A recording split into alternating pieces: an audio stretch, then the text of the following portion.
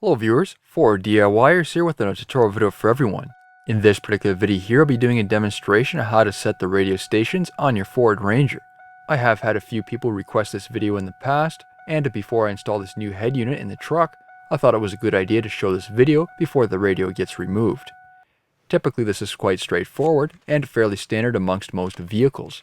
For setting the stations, when referring to the truck's owner's manual, looking at the table of contents, it'll refer you to page 27, and then it'll refer you to the audio guide. So, if you don't have this booklet, you won't have access to that information. Going over to the audio guide, looking up the memory preset, this is on page 12. On page 12, you can see the setup procedure. But if you don't have the owner's manual, that isn't a problem, as we'll go through the procedure. The radio will need to be on either by the accessories position with the key, or the run position when the engine is off or running. Pick the radio stations through the tuner selector. Once you have that desired station, press and hold the desired preset for a couple seconds. You can continue the same process for all the presets, and this process applies to all the AM and FM stations.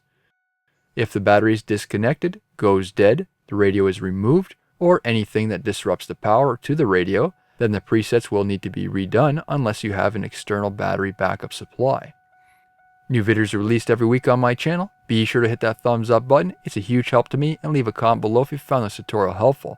Don't forget to follow my social media pages such as Facebook, Instagram, and Twitter to keep up to date with my latest videos.